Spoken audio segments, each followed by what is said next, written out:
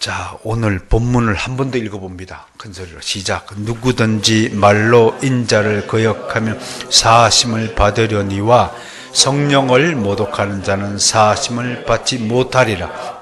사람 너희를 회당이나 위정자나 권세 있는 자 앞에 끌고 가거든 어떻게 무엇으로 대답하며 무엇으로 말할까 염려하지 마라.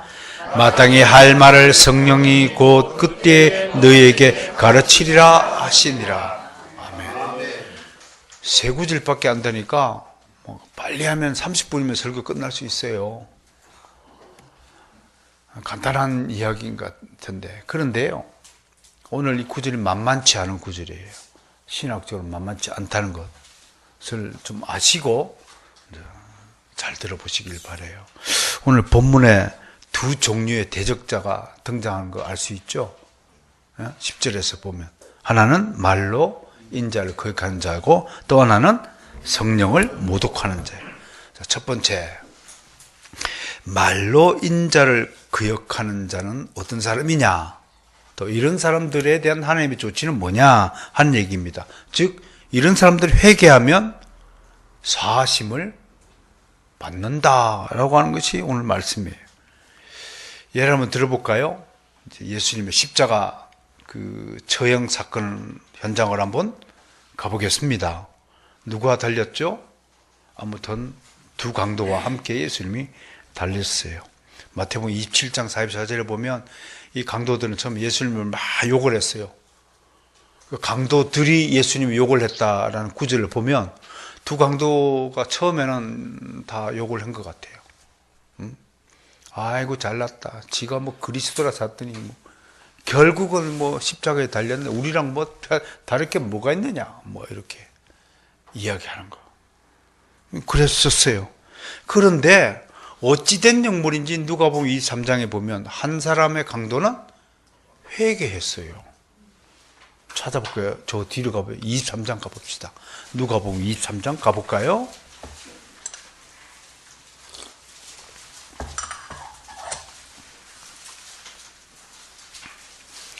자, 갑자기 처음에는 욕을 하다가 두 사람의 입장이 완전히 정반대로 갈립니다. 39절부터 43절 볼까요? 제가 읽을 테니까 눈으로 잘 따라 읽기 바랍니다. 달린 행악자 중 하나는 비방하여 이르되 네가 그리스도가 아니냐, 너와 우리를 구원하라 하되, 하나는 다른 강도는 그런 뜻이죠. 그 사람을 꾸짖어 이르되 내가 동일한 정죄를 받고서도 하나님을 두려워하지 아니하느냐. 우리는 우리가 행한 일에 상당한 보응을 받는 것이니 이에 당연하거니와. 우리는 십자가에 달려 죽는 것이 당연하지만 이 사람이 예수는 행한 것은 옳지 않은 것이 없느니라 하고 이르되 예수여 당신의 나라에 임하실 때에 나를 기억하소서 하니 예수께서 이르시되 내가 진실로 네게 이르노니 오늘 네가 나와 함께 어디에 있으리라? 나군에 있으리라 하시니라. 이야, 말로서 앞에서는 예수님을 욕을 했어요. 모욕을 했어요. 그런데 회개하니까 어때요? 오늘 네가 나와 함께 나군에 있으리라, 천국에 가리라, 그리 약속했어요. 여기서 우리가 알 수 있어요. 뭘 알 수 있냐? 제 아무리 독하게 주님을 거역하고 교회를 핍박하고 복음을 회피하고 거절하는 사람이라 할지라도 마지막 때까지 우리는 기대를 저버리지 말아야 됩니다. 그가 언제 회개할지 회심할지 아무도 모르기 때문이에요. 그가 언제 자신의 죄악을 깨닫고 주님에게로 돌아올지 아무도 모르기 때문입니다. 제 얘기 좀 해야 될 것 같아요. 저도요, 한때는 말로서 예수님을 엄청 모욕하고 거역하고 비난하고 그랬던 적이 있었어요. 아주 어렸을 때 교회에 나가다가 청년의 때에 잠시 길을 잃어버린 때가 있었어요. 워낙 주변 환경이, 생활 환경이 열악하다 보니까 좀 그때는 원망함이 앞섰어요. 여러분, 그러니까 우리 주일 학생들이 공부 때문에 또 자신의 욕구가 채워지지 않은 것 때문에 남들과 비교하는 마음 때문에 불평하고 막 이렇게 하더라도 좀 이해해 주시길 바래요. 그때는요, 그래요. 마음이 막 용광로 불처럼 끌어올라가요. 이게 스스로 주체가 안 되는 거예요. 그래서 사춘기예요. 1년에 봄이 4번 찾아오는 거예요. 봄이 4번 찾아오니까 소풍을 한 번만 가면 되는데 4번 소풍을 가는 거예요. 4번 가출하는 거예요.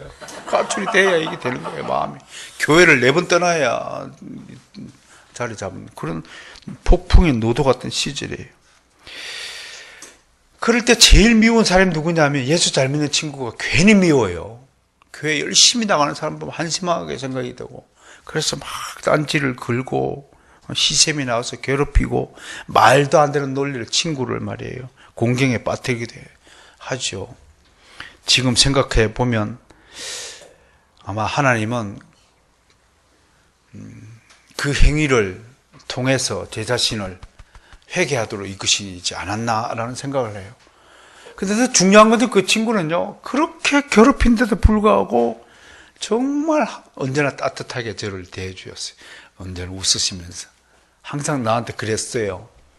그 친구 지금도 있어요. 네가 언젠가는 예수님 은혜를 입으면 다 깨닫게 될 날이 올 것이다. 그래서 그 친구가 항상 써준 메모지에다 그 날이 오면 그것만 써줬어요. 그때 무슨 말인지 알아요? 그런데 지금은 알죠. 그 친구가 어떤 심정으로 나에게 그 날이 오면 쪽지를 쓰던. 여러분에게 그 날이 온 줄 믿습니다. 우리 하일이가 그 날이 오면 자발적으로 이제 하나님 말씀에 순종하게 될 줄로 믿습니다. 우리 연호도 이제 그 날이 오면 교회에 이제 정착이 될 겁니다. 여러분, 이 기대를 저버리지 말아야 돼요. 반드시 그 날은 옵니다. 하나님의 때가 이른다고 생각을 할 것입니다. 참, 지금 생각하면 참 부끄럽고, 나의 그 온갖 구박에도 불구하고 짜증 한번 내지 않았던 그 친구가 참 좋은 친구였구나 라는 생각이 듭니다. 이런 현상을 마가복음 3장 28절에서는 이렇게 표현하고 있어요. 내가 진실로 너에게 이르노니 사람의 모든 죄와 모든 모독한 일은 사하심을 얻되 라고 했습니다. 그렇다면 저도 사하심을 받은 거겠죠. 사하심을 받은 그 은혜 때문에 이제는 다시는 예수님을 모독하겠다는 생각조차가 사라진 거예요. 나뿐만 아니라 우리 모두가 아마 그런 상태가 되었을 거예요. 여러분들이 아무리 여기서 타락한다 할지라도 주님을 욕하는 사람으로 변할 수 있겠습니까? 그건 절대 불가능합니다. 난 그걸 확신합니다. 저를 욕할 수는 있어요. 최다한 목사는 말이야 마음에 안 들어, 그렇게 말할 수 있어요. 그러나 예수 그리스도를 욕하는 사람으로 타락하지 않을 것이다. 그러면 사람들이 왜 예수님을 모독하는 삶, 말로 인자를 거역하는 죄를 범할까요? 그건 모르기 때문입니다. 복음이 무엇인지 모르고 짓는 죄 때문에 그렇습니다. 모르니까 거역하는 거예요. 또는 잘못 알고 있기에 오해하는 거예요. 우리가 해야 할 일은, 불신자에게 해야 할 일은 열심히 복음을 설명하는 거예요. 복음을 전하는 거예요. 그건 이런 거예요. 성경에 따르면 그건 이렇게 생각해야 되는 거예요. 그건 이렇게 판단해야 되는 거예요. 오전에도 내가 그랬어요. 여러분들이 무엇이 옳고 그르다라는 것을 판단할 때는 항상 기준이 있어야 돼요. 기준이 있어야 돼요. 여러분, 길이를 재면 뭐가 있어야 돼요? 자아가 있어야 되지. 여러분의 판단에 근거되는 것이 있어야 돼요. 그게 절대 기준이에요. 그게 하나님 중심이에요. 하나님의 법에 따르면 그것이 옳은지 그른지 드러나는 거예요. 어떤 나라가 어떤 세상이 좋은 세상이냐? 복음을 핍박하는 나라는 다 악의 정권이에요. 복음을 수용하고 복음을 보호해주는 정권은 그건 하나님의 정권이에요. 그러니까 이렇게 판단의 근거를 잡아야 돼요. 물론 우리가 위정자들 위해 기도하는 것과 이런 분별하는 건 다른 경우이긴 합니다만 복음이 무엇인지 모르기 때문에 불신자로서 사는 거예요. 그러니까 우리는 복음을 전하는 일, 설명하는 일, 좀 성심을 가지고 여유를 가지고 따뜻한 마음을 가지고 좀 기다려 주시면서 행할 필요가 있다라고 말할 것입니다. 우리가 살아가면서 잘못을 범하는 경우가 참 많은데 어떤 한 사람에 대해서 잘 모르면서 비판하고 비난하는 일도 같은 뜻입니다. 그런 거 좀 자제합시다. 정확하게 잘 알지도 못하면서 함부로 말하는 것. 그러나 중요한 것은 어떻든요. 어떤 사람이라 할지라도 바로 알고 바른 지식을 가졌을 때, 깨달았을 때 어떻게 행동해야 되느냐. 그건 지난주에 우리가 주님께서 일러준 말씀대로 잘못을 시인하는 거예요.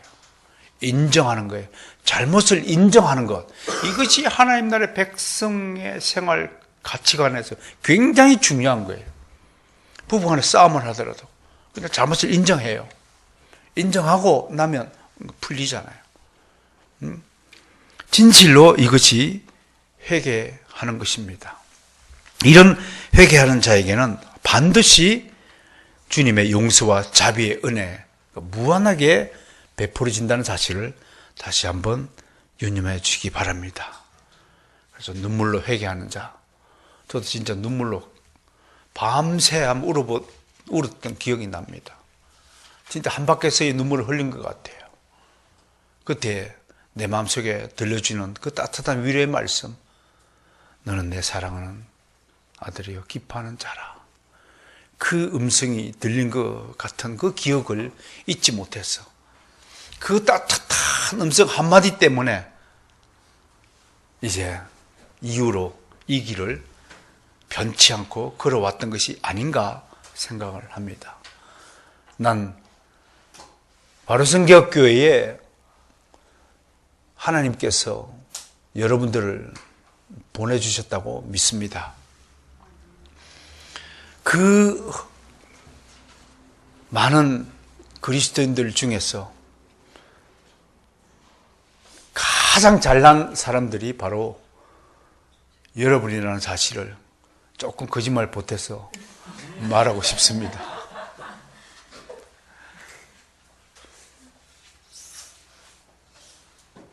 난 우리가 사람이 보기에, 눈으로 보기에 이 작은 교회당에서 저들이 모여서 무엇을 할 것인가 라는 사람의 생각도 있을 거지만 여러분 항상 보이지 않는 하나님을 생각하시길 바랍니다. 그분이 이 교회의 주인이시고 이 교회를 설립하시고 이 교회를 운영하시고 이 교회의 미래까지도 다 설계해 주셨다는 사실을 믿으시길 바랍니다. 여러분 눈에는 우리밖에 안 보이지만 하나님 눈에는 수많은 천군 천사까지 여기에 함께 자리하여서 하나님께 영광을 올려드리고 있다는 것을 믿으시길 바랍니다. 그러니 할렐루야, 하나님께 영광 올려드리는 아름다운 성도가 되시길 바랍니다. 이제 우리는 더 이상 인자를 거역하고 말로 예수님을 모독하는 그런 처지는 아니지 않습니까? 얼마나 아름다운 백성이 되었는지요. 이것만 생각해도 가슴이 설레는 것입니다. 그런데 문제는 이제 오늘 이 설교의 핵심 키포인트가 바로 성령을 모독한 자입니다. 한마디로 이를 성령 모독죄 혹은 신성 모독죄라고 일컫습니다. 여기에 대해서는 많은 연구가 있습니다. 그러나 대체적으로 이 죄를 신성 모독죄로 봅니다. 다시 말해서 하나님은 사람들의 타락한 본성에서 비롯된 모든 육체의 일, 사도 바울 서신에 따르면 23가지 이상 나열되기도 하죠. 대충 보면 뭔가요?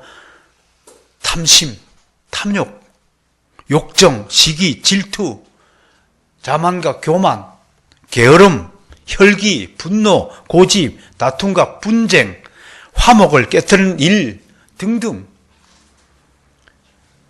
이런 일들을 모든 인간이 다 범하는 보통죄, 일반죄, 자범죄에 해당한다고 성경은 말하고 있습니다. 그런데 이런 죄들은 한마디로 잘못을 시인하고 죄 용서를 구하면 예수님이 죄를 사하여 주신다는 것입니다. 그러나 신성모독죄만큼은 절대로 하나님이 용서하지 않는다는 것입니다. 보세요. 다윗, 위대한 왕 다윗, 솔로몬 왕 보세요. 그들에게도 수많은 범죄가 있었잖아요. 다윗이 온전하신 사람이었습니까? 그렇지 않잖아요. 솔로몬 얼마나 많은 육체의 정욕을 남발했습니까? 3천 궁녀를 거느리고 살았던 왕 아닙니까? 그게 가능한 일인지 잘 모르겠습니다만 필요도 없는 일들이 있죠. 얼마나 많은 재물을 가했습니까? 무엇이 부족하다고 그 많은 죄를 저질렀습니까? 그러나 그들은 잘못을 시인하고 회개하였기에 하나님의 천국 백성이 된 것 아니겠습니까? 누가복음 7장에 나오는 여인 우리 보셨잖아요. 여인의 수많은 죄, 또 집을 뛰쳐나가서 방탕한 생활을 했던 돌아온 탕자 같은 이들 다 주님이 받아주었잖아요. 용서하니까 잘못했습니다. 눈물 흘리며 회개하는 자를 하나님 내치는 법이 없습니다. 베드로는 3번씩이나 주님을 모른다고 부인했잖아요. 말로서 예수님의 마음을 아프게 했잖아요. 그럼에도 돌아왔잖아요. 그러나 신성모독 마음은 안 된다는 것입니다. 왜 그렇습니까? 성경은 분명하게 그 이유를 설명하지 않습니다. 그럼 이럴 때는 이런 문제에 대해서 어떻게 해석할 것인가? 라는 신학적 문제가 나타나는 것입니다. 이것을 개혁신학에서 한마디로 본문 자체가 분명하지 않을 때는 역사적 문맥 안에서 정답을 찾아라. 그것을 우리가 역사적 해석 방식이라고 말하는 것입니다. 자, 대표적으로 핸드릭슨이라는 유명한 성경 주석가의 의견을 여러분에게 들려드리겠습니다. 잘 들으세요. 신학자 의견은 잘 들어야 이해가 됩니다. 여러 정황상, 자, 우리 앞에 지금 누가복음 12장 다루고 있죠, 그죠? 지금 예수님 앞에 어떤 사람들이 서 있나요? 바리새인과 율법사들을 비롯한 무리들이 앞에 있어요. 자, 여러 정황상, 바리새인들과 율법사들 등 예수님에 대한 악의적인 대적자들이라고 표현했어요. 이분들은 예수님을 통해 성취하신 성령의 일을 무슨 일이라고 호도했어요? 귀신의 일이라고 호도했어요. 성령님은 예수님을 통해서 지금 성령의 역사가 나타났잖아요. 저를 통해서 지금 하나님의 말씀의 역사가 나타나는 거, 이게 지금 성령의 역사잖아요. 그런데 만약에 이런 일들을 방해하는 것, 이게 신성모독죄라는 거예요. 그 설교 방해죄가 어마무시한 죄라는 사실을 알 수 있겠죠. 예수님을 통해 나타난 성령의 사역을 귀신의 역사라고 호도하는 죄, 그게 신성모독죄라는 거예요. 왜 이게 심각한 죄냐? 이런 죄는 바리새인과 율법사들이 순간적으로 만들어낸 죄가 아니라 실수로 지은 죄가 아니라는 거예요. 속에 오랫동안 쌓였던 악의적이고 의도적이고 계획적인 악행들이라고 하는 것입니다. 그래서 핸드릭스는 이렇게 얘기합니다. 이 대적자들의 본질이 뭐냐? 죄에 대해서 무감각하고 자신들의 악행에 대해서 전혀 양심의 가책을 느끼지 못한다. 이거 옛말에 우리 어른 목사님들이 양심 화인 맞은 자라고 표현했죠. 옛날 성경 그렇게 되어 있죠. 양심의 가책을 느끼지 못하고 자신의 죄를 절대로 뉘우치지 않고 인정하지 않는다. 이게 본질이라는 거예요. 본질이라는 거예요. 사상적으로 이미 무신론자라는 거예요. 불신자라는 거예요. 저 주기도문 책에 보면 무신론자가 두 가지 종류가 있다고 그랬죠. 하나는 사상적 무신론자가 있고 하나는 실천적 무신론자가 있다. 그중에 무슨 무신론자가 누굴까요? 뒤에 거는요 게으르고 고집 세고 그렇게 해서 무신론이지만 사상적 무신론자는 아예 머리 뇌 세포가 예수를 믿지 못하도록 구조화되어 있다라고 하는 것이기 때문에 본질적으로 악인이라고 하는 것입니다. 이건 누가 이렇게 만들어줬을까요? 하나님의 선택에 의해서 만들어진 것이다 라고 합니다. 그리고 핸드릭스는 이어서 이들은 죄를 슬퍼하지도 않습니다. 회개는커녕 오히려 주님을 죽이고자 범행 계획을 도모하고 실행하는 자들이다. 그렇게 말하고 있습니다. 그래서 이 신성모독죄는 스스로 파멸의 길을 걷는 자들이 범하는 죄악이라고 고발하고 있습니다. 한마디로 신성모독죄의 특징이 뭐냐면 이 죄는 계속 가중되는 특징이 있다고 하는 겁니다. 여러분, 거짓말의 특징이 뭔가요? 한번 거짓말하면 거짓말은 또 다른 거짓말을 하고 계속 눈덩이처럼 커지게 되는 역사가 있다. 이게 신성모독죄의 특징이라는 거예요. 말로서 인자를 거역하는 죄는 그냥 잘못했습니다. 그럼 사라지고 마는데 이 죄는 본질적인 죄라서요. 이 죄는 계속 눈덩이처럼 불어나는 특징이 있다는 거예요.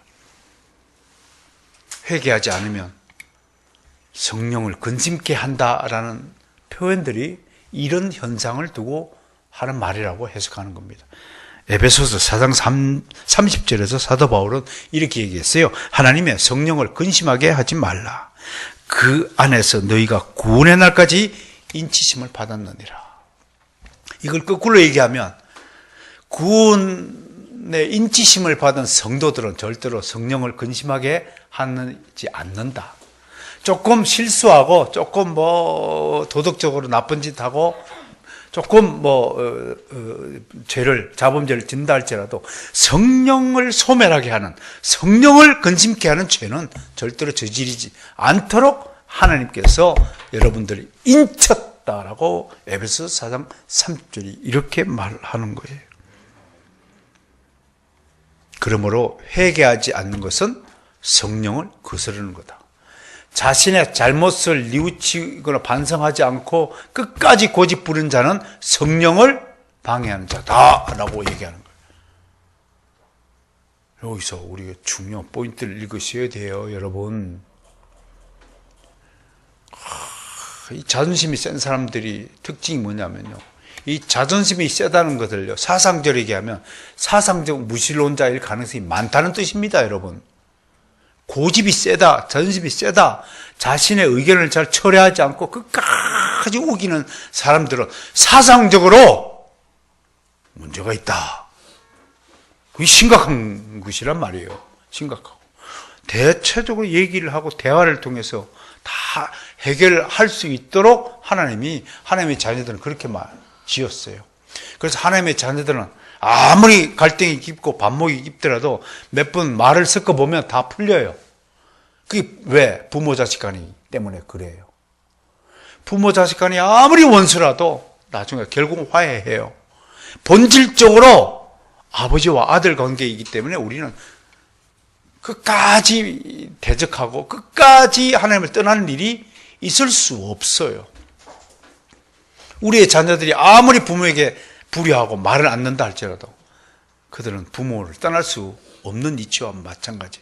그러나 이 도식의 범주에 들지 않는 사람들은 끝까지 자신의 고집을 버리지 않아요. 그래서 여러분, 교회에서 가장 트러블 메이커가 누굽니까? 자기 식대로 일하고자 하는 사람들. 이 사상적으로 문제가 있기 때문에 그런 것입니다. 어떤 목사님을 이 시간에 거론할 수는 없지만 이런 목사님들, 여러분 무엇이 옳고 그른가 같은 이미 우리는 기준점을 가지고 있습니다. 그 기준점이 하나님의 말씀입니다. 그것이 기록된 것이 성경입니다. 성경이 가라면 가고 멈추면 멈추는 거지. 우리의 절대 기준이고 절대 법칙이에요. 그래야 그것을 지키는 자를 그리스도인이라고 말하는 거예요. 그런데 그게 쉽지가 않아요. 실제 삶에 있어서 이게 그대로 적용이 돼야 돼요. 이렇게 일하자 저렇게 일하자 여러 가지 판단이 있을 수 있지만 이것을 해야 되느냐 말아야 되느냐 결정적이게 따질 때 이 기준이 성경적으로 부합되지 않는 것이라면 우리는 버릴 줄 알아야 합니다. 포기할 줄 알아야 됩니다. 근데 왜 분란이 일어나나요? 끝까지 자기의 방식을 고집하기 때문입니다. 스데반은 죽어가면서 썩난 군중들 지금 살인을 하고 있잖아요. 무죄한 스데반 집사를 돌로 쳐 죽이려고 하는 백성들을 향해서 이렇게 질타했습니다. 사도행전 7장에 있는 기록에 목이 곧고 마음과 귀에 할례를 받지 못한 사람들아, 너희가 지금 너희 조상과 같이 항상 성령을 거스르는도다. 질타했어요. 하나님의 말씀을 전하는 스데반 집사의 입술을 가로막고 돌로 때려 죽이는 행위는, 복음을 전하는 자를 죽이는 행위는 누구를 거스른다고요? 성령을 거스르는 것. 이것이 바로 신성 모독이다라고 하는 것입니다. 이건 절대로 용서받지 못한다는 것입니다. 그래서 어떤 목사님은 설교 시간에 불량한 자세를 가지고 설교를 삐딱하게 듣는 것도 성령을 모독하는 거라고 얘기를 합니다. 믿든지 말든지요. 여러분들 겁을 한번 주었습니다. 바른 자세에서 바른 경청이 생겨나는 법이거든요. 바른 자세에서 바른 학습이 일어나고 다 그런 거잖아요. 조폭은 조폭처럼 걸어요. 걸음걸이 보면 저 사람이 바른 사람인지 날라린지 알 수 있어요. 여러분 꽃뱀이 어떻게 걸어요? 삐딱구도 신고 엉덩이를 삐쭉 빼쭉하고 걷잖아요. 그래서 꽃뱀인 거죠. 바른 사람, 바른 정신을 가지고 본질적으로 하나님께 충성한 사람은 얌전하게, 정확하게, 똑바로 걷죠. 조폭이 길을 가다가 항상 하는 게 뭡니까? 왜 침을 뱉어요? 자기를 과시하는 거예요. 자기 힘을 탁 빼고 겁을 주고 사람을 쳐다볼 때도 안녕하세요 인사합니까? 조폭이 항상 아래로 이렇게 훑어보잖아요. 이렇게 위협하는 거예요. 본질이 그렇다는 겁니다. 항상 성령을 거스르는 자. 여러분, 신성모독죄가 이제 감이 좀 잡히십니까? 하나님의 역사를 거부하는 것, 하나님의 말씀 전파를 방해하는 것, 이런 것들이 하나님 앞에서 얼마나 무시무시한 범죄인가를 오늘 고발하고 있는 것입니다. 이 말에서 우리는 이스라엘 사람들이 다 하나님의 자녀가 아니라고 한 뜻이, 여러분 고의적으로 하나님의 율법을 알고서도 하나님에게 순종하지 않는 것, 비록 그들이 아브라함 안에서 택함을 받았다고 우쭐대는 이스라엘인이라 할지라도 성령을 거스르는 자들은 진정한 하나님의 백성이 아니라고 하는 말씀을 근거로 오늘도 교회 안에 정말 나는 하나님의 말씀을 경청하고 순종하는 하나님의 자녀인가를 따져봐야 할 것입니다. 정리하면 신성모독은 고의적이며 악의적인 의도를 가지고 범하는 죄라고 보아야 할 것입니다. 신성모독은 순간적인 실수나 하룻밤 사이에 일어나는 단순한 사건이 아닙니다.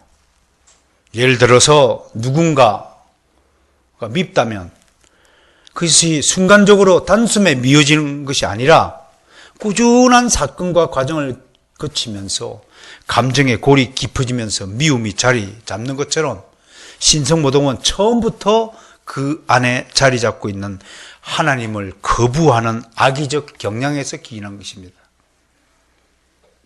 그래서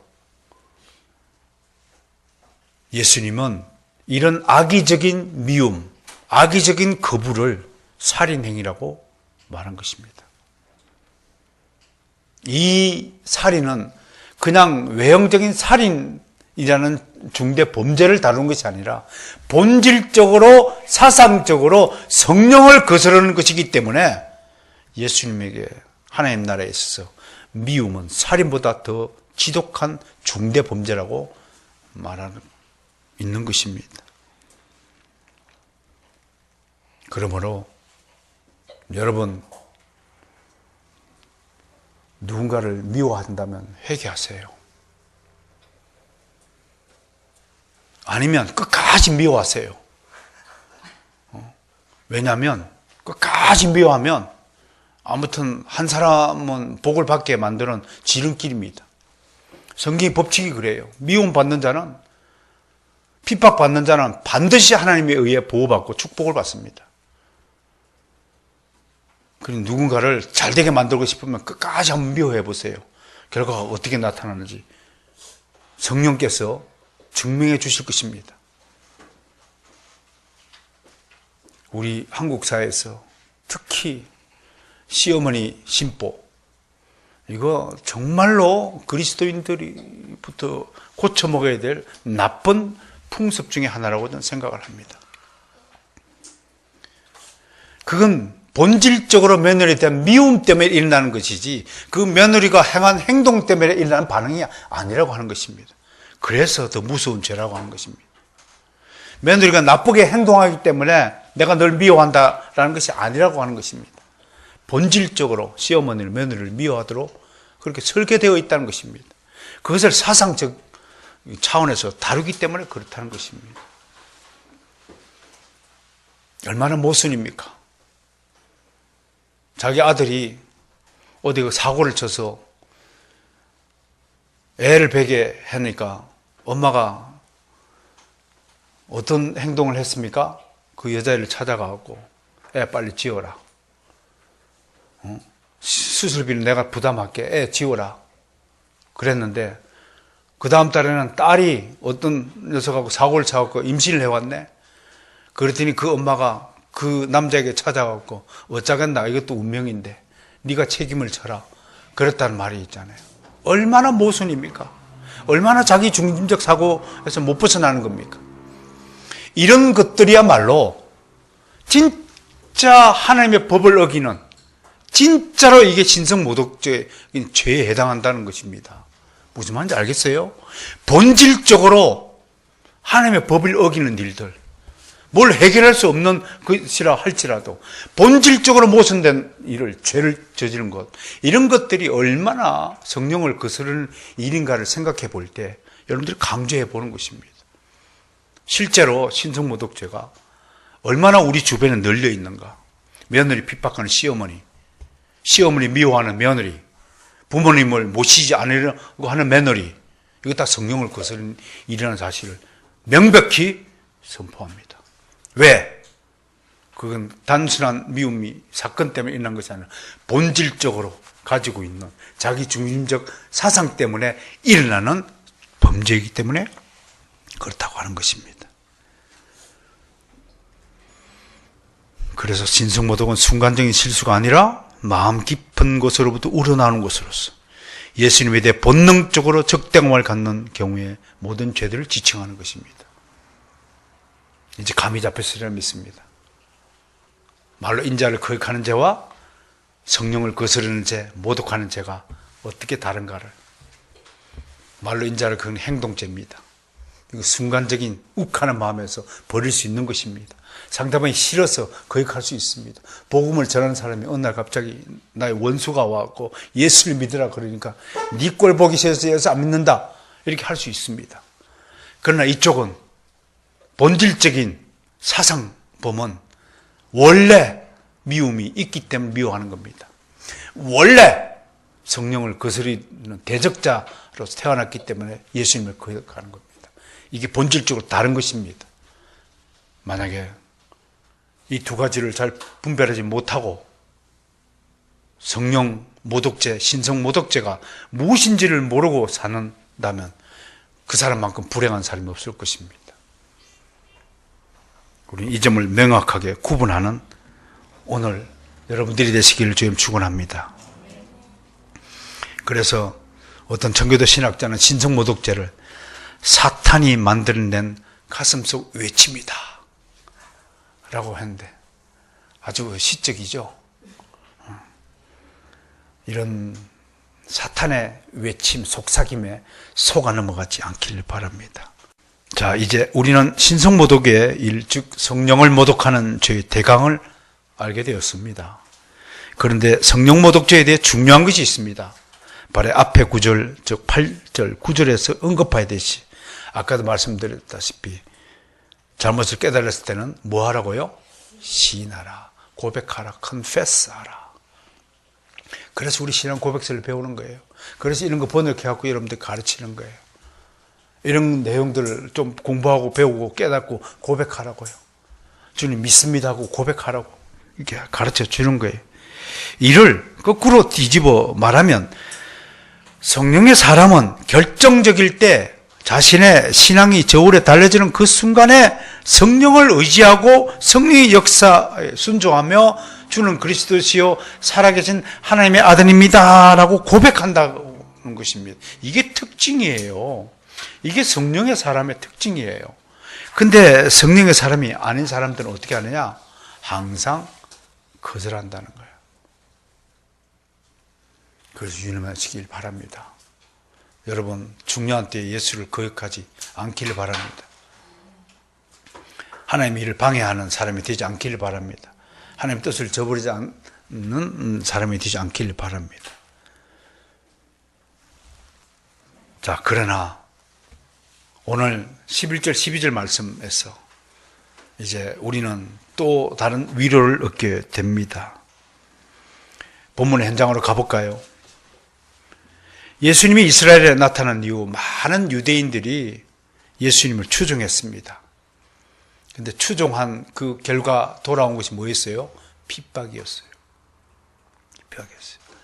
그래서 많은 사람들이 도중에 떠나갔어요. 오늘 주님께서 성령 모독죄를 강조한 것은 이 떠나간 사람들에게 주어지는 기회를 강조하기 위해서다라는 것입니다. 이것이 또 우리가 오늘 본문을 통해서 살펴봐야 될 중요한 대목입니다. 오늘 주님께서 이 무리에 서서 성령 모독죄를 거론하는 목적이 뭐냐? 의도가 뭐냐?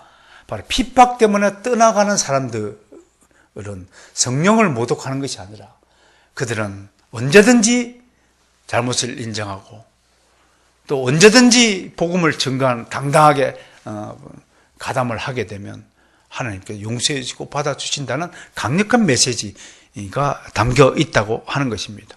어쨌든 이 핍박에 대해서 좀 알아보면 그들은 산헤드린의 명령에 의해 체포되어서 주로 어디로 끌려가냐면 지방에서는 회당 앞으로 끌려가요. 근데 이 회당이 원래는 뭐 하는 곳이냐면 율법을 연구하고 율법을 가르치는 곳이에요. 즉 우리나라로 치면 지방 향교 같은 기능이에요. 여기는 공부하는 곳이에요. 그런데 이것이 점점 변질되니까 어떤 기능으로 변질되냐면 죄인을 재판하고 신문하고 매질하고 하는 그런 종교재판소의 기능으로 변질된 것이에요. 굉장히 나름이죠. 여러분 가톨릭 교회가 범한 범죄 중에 진짜 나쁜 게 뭡니까? 교회는 내 집은 만민이 뭐 하는 곳? 기도하는 곳이에요. 교회가 무슨 종교를 재판하고 종교 화해 결정 내리고 그런 권한을 누가 주었어요? 그런데 교황이, 추기경이, 교구장이, 정직자가 종교 재판을 열어가지고 한 사람의 신앙을 정죄하고 그거를 화형에 처하는 악행을 저지르지 않았습니까? 그것이 가톨릭 교회의 변질이듯이 유대인 회당도 처음엔 그냥 율법을 공부하고 가르치는 곳이에요. 특히 어느 아이들, 지방 아이들 모아서 하나님의 말씀을 가르치는 곳인 점점 바리새인과 서기관들이 이걸 악용하기 시작했어요. 왜? 자신의 말을 듣지 않는다는 것 때문에. 자신의 말을 듣지 않고 예수 그리스도를 추종한다는 그 때문에 이들을 잡아서 매질하는 곳으로 했습니다. 성경에는 이러한 회당들이 많이 언급됩니다. 가버나움 회당도 있고요, 나사렛 회당도 있고. 바울이 선교하는 곳곳마다 복음을 전했던 수많은 곳들이 바로 회당 중심이었습니다. 회당에는 회당장이 있어서 모든 업무를 관장했죠. 그는 지역사회 유력 인사로서 회당 업무를 감독하고 또 지방에서 예배를 드릴 때 사회를 맡아서 선지서를 읽고 기도를 한 다음에 회당장의 권한이 뭡니까? 모인 무리 중에서 오늘 설교할 사람을 지목해서 그때는 목사가 따로 없었으니까 오늘은 고입사가 나와서 설교를 하시오. 예, 그리고 그런 것들이 우리 사복음서에 있죠. 예수님이 갈릴리 지역에 갔더니 이사야서를 들고 서서 읽고 설교를 한 장면들이 나오고, 사도 바울도 마찬가지로 그렇게 했다고 하는 것입니다. 오늘 본문을 통해 주님은 위기의 때에 이러한 회당장에 끌려가가지고 매맞고 핍박받는 그 유대인들이 그 중요한 때에 많은 사람들이 예수 그리스도를 부인하고 하나님을 모욕하고 침을 뱉는 것을 목격한 것입니다. 우리도 마찬가지입니다. 일제시대 때 수많은 사람들이 신자 참배에 동참하고 매질이 무서워서 자신의 신앙을 포기한 사례가 부지기 있습니다. 오늘도 이 회당 가운데에서 예수님 앞에 서 있는 그 많은 무리들 중에서 실제로 예수님을 믿는다 하다가 핍박 때문에 돌아서고 오히려 예수님을 저주하고 욕하는 무리가 앞에 서 있다고 하는 것입니다.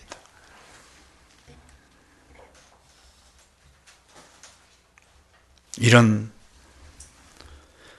사람들 앞에서 주님은 이렇게 말하고 있는 것입니다. 어떤 위협과 핍박 속에서도 하나님의 백성은 하나님이 지키신다. 매를 맞는 한이 있더라도 두려워하지 말라. 그들이 무엇을 묻는다 할지라도 무슨 말을 할까 염려하지 마라. 다 하나님이 할 말 주시고 하나님이 아픔도 견디게 해주시고 하나님께서 가시에 찔러도 아프지 않게 하실 수도 있는 분이다 라고 오늘 예수님이 그 나약한 연약한 핍박 때문에 두려움에 쌓여있는 사람들에게 위로의 말씀을 던지고 있는 것입니다. 사랑하는 성도 여러분, 나는 여러분들이 세상 안락 때문에 핍박을 당하지 않기를 원합니다. 설령 우리가 예수 때문에 괴로움을 당하고 핍박을 당한다 할지라도 어떻게 잘 먹고 잘 살 것인가 하는 문제 때문에 고생하지 않기를 바랍니다. 그런 고생은 가치 없는 고생이기 때문입니다.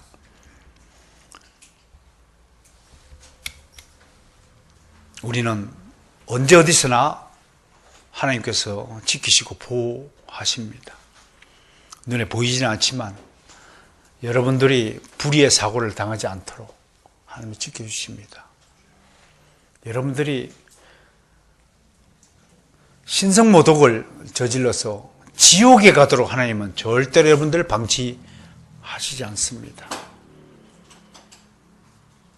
때로 건강을 잃어서 고생할 수도 있습니다. 때로는 사업에 부도가 나서 돈 때문에 곤욕을 치를 수도 있습니다. 때론 잘못된 악연을 만나가지고 사람으로 인한 고생을 할 수도 있습니다.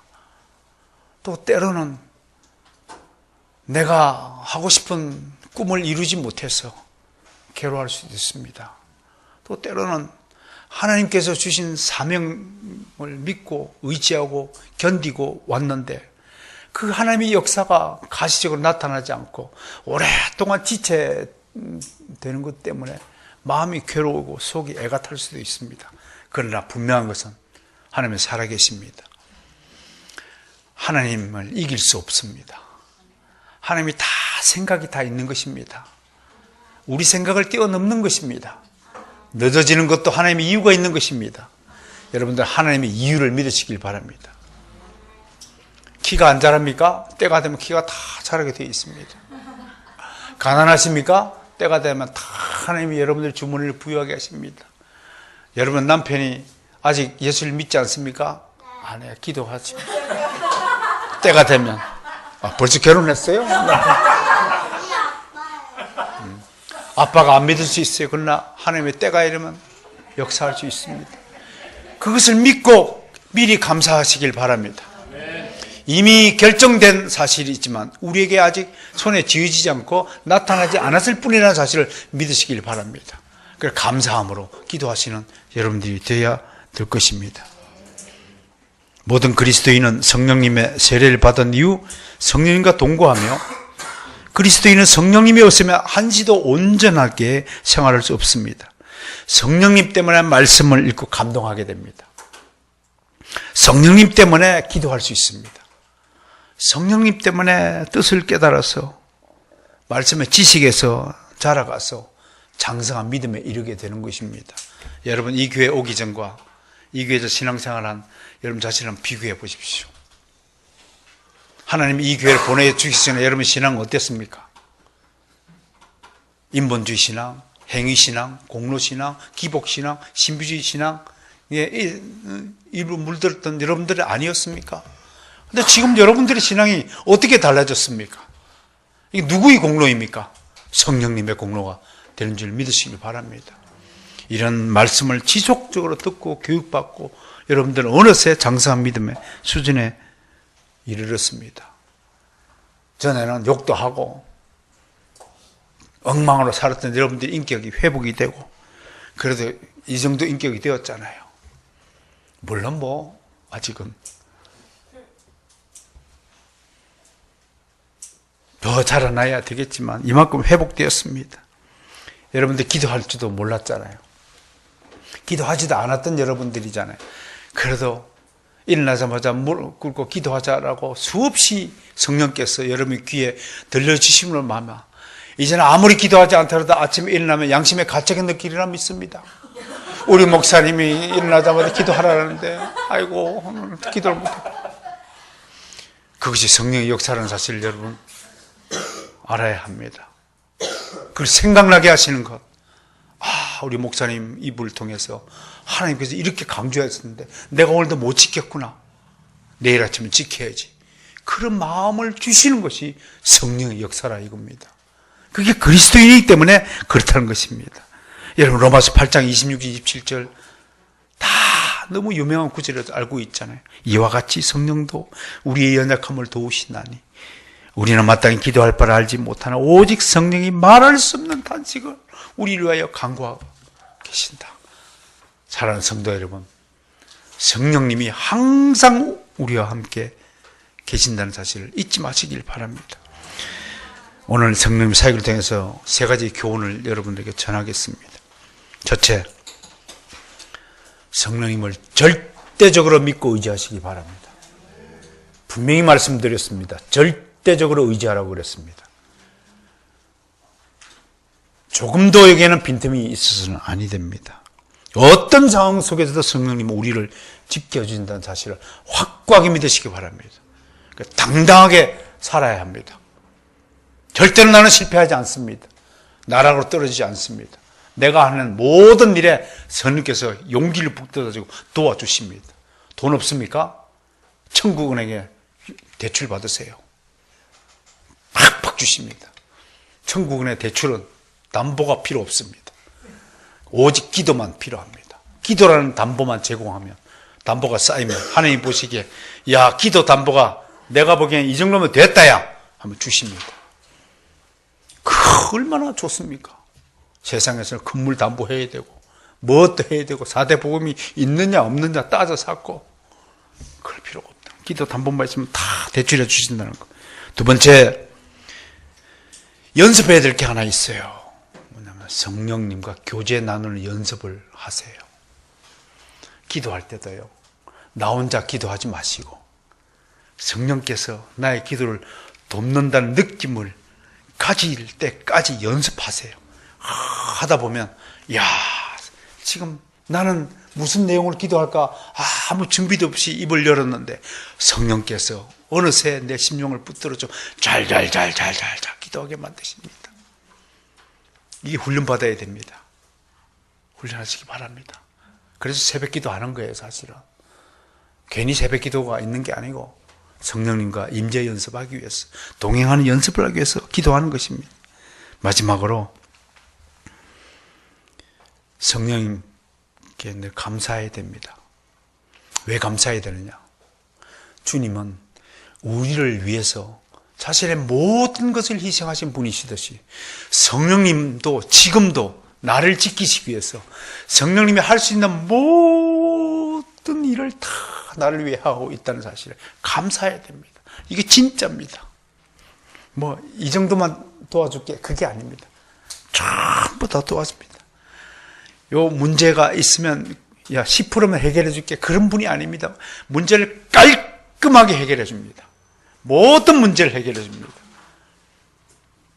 어떤 일을 새롭게 시작할 때 이것도 부족하고 저것도 부족하고 돈을 어디서 구하고 하던 문제들이 한 방에 깨끗하게 해결됩니다.